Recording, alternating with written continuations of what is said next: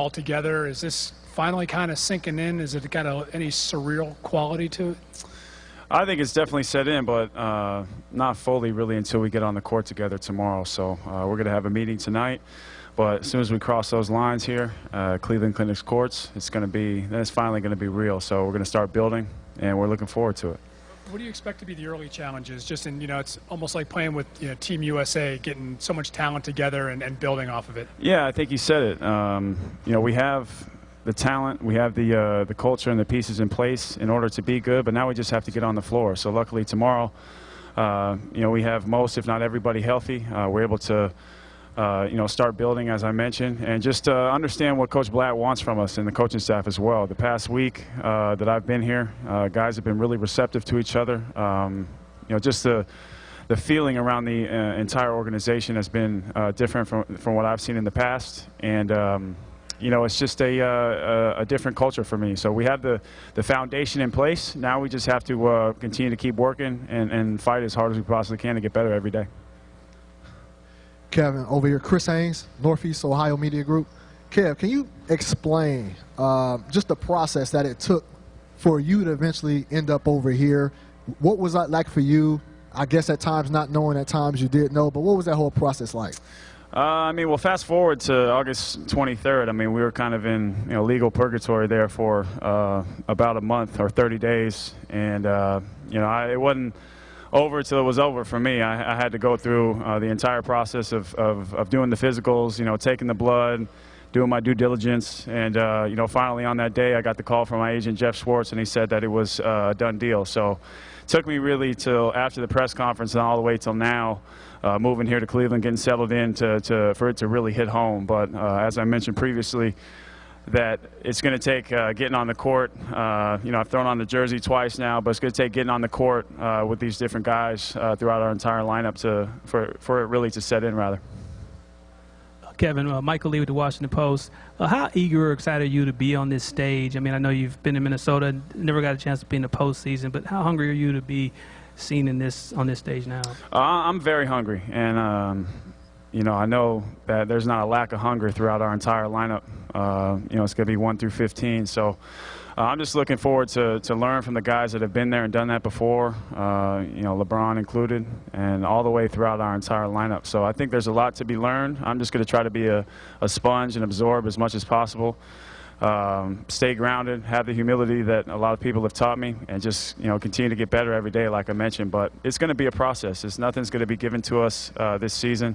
I know a lot of people want to say championship or bust, and sure, that's going to be a good mentality to have, because we want the pressure on us. We want people to look at us as one of the best teams, because we're going to have to hold ourselves accountable for everything that we do and the actions on and off the floor. So it's a whole different culture from what I'm accustomed to, but I'm looking forward to build with this team. Kevin, down front, Kenny Rhoda, Sports Time Ohio, welcome. Are you at all concerned about building team chemistry with so many so-called alpha dogs and guys that are used to being the #1 option on offense and everything, and trying to make that all mesh together? That's a great question. We have guys that can really put the ball on the floor, in the hole, I should say, and we have guys that can do several different things out there on the floor. We have an influx of guys 1 through 5 that will give us different looks. We can play small ball, we can play big, we can set different lineups. But I think getting back to your question, I overheard Kyrie talking about what Coach K always mentions is check your ego out the door, but he also wants you to bring your ego in order to use it for what's best for the team. And I think between Kyrie, he's a guy that is unselfish by nature just because he's a point guard. He can also put the ball in the hole, and that's what was asked of him the last few years. Myself included in Minnesota was really asked of me to carry a lot of the weight on the offensive end of the floor. And I think, LeBron as well, he's been a guy throughout his entire career who's been, 25-plus points a night. So we have, guys like Dion, James, Tristan, Mike, all throughout our entire lineup that can really score the ball, and I could mention everybody 1 through 15 really. So I think the alpha dog thing rather is something that is there, but from my first conversations with LeBron is that we're unselfish by nature, and I think that'll be contagious throughout the team. How much can the Coach K factor be a positive, you three having already played for him, so maybe some things are already connected?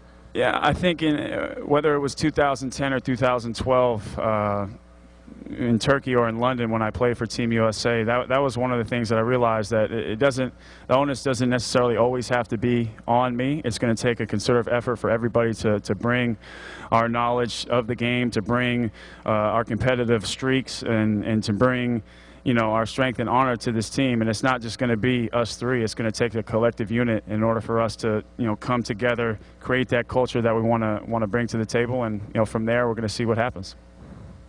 Over here, Kevin, Chris Parker from the Cleveland Scene. As you said, we all know that you guys can put the ball in the hole. I think the question really is, what can the Cavs and you personally do to make sure the defense is good enough without a shot blocker behind you? Right. Well, I think that's something that we definitely have to look into. But this being my seventh media day, and we're heading into the 7th training camp here, is that defense is always the first focal point that we go over. So I think that's something that Coach Blatt will implement, and the coaching staff will really, dwell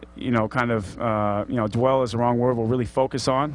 And that'll be something that we'll have to give I keep mentioning, a concerted effort throughout the entire season to get better at. But I also mentioned in a previous answer that, a lot of us have had a lot of the onus on the offensive end and carried such a weight there that, if we focus on the defensive end, everything will come on the other end of the floor. So it's just going to be a work in progress, like everything is, getting on the floor with these new guys, and a lot of turnover. But it's going to be something that we're going to have to pay a lot of attention to.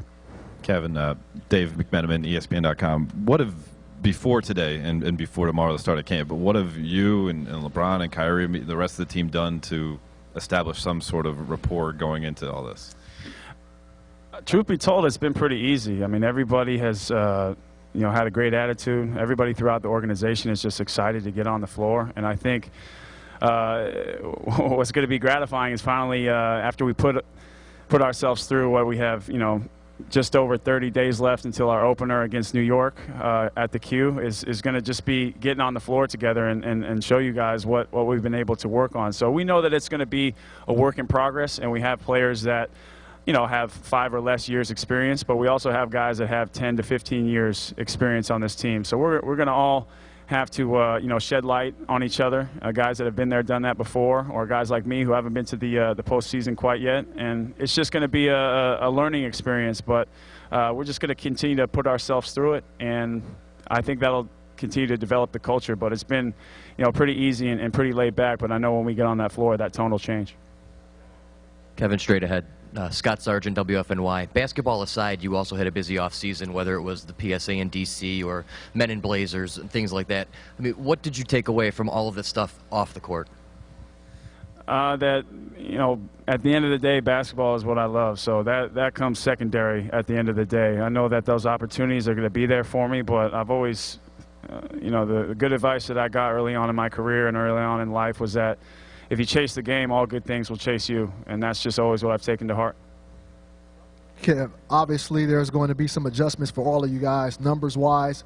What is one of the, major stats, whether it's points, assists, rebounds, what do you think is going to have to take a hit in order for this team to reach its full potential? Particular stat, you said? It's tough to say. I mean, I think that there'll be things. I don't know one stat in particular that will have to take a hit, but I think for our defensively our efficiency to go up, we're all just going to have to make a great effort on that end of the floor. And I think it's going to take a lot of the veterans on the team, guys that have played, had a lot of playoff experience, and guys that have been on great teams to really make their mark in that way. So we just have to be sponges, continue to be receptive, and learn from them as well as the coaching staff. But for any one stat, I'm not exactly sure. You'd have to give me some time on that one.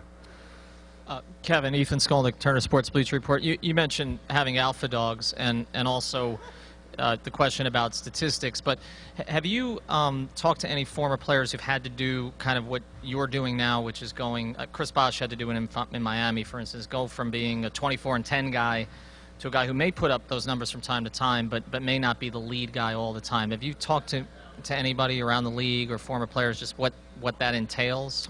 No, I haven't, but I've watched. I guess I've been fortunate and unfortunate,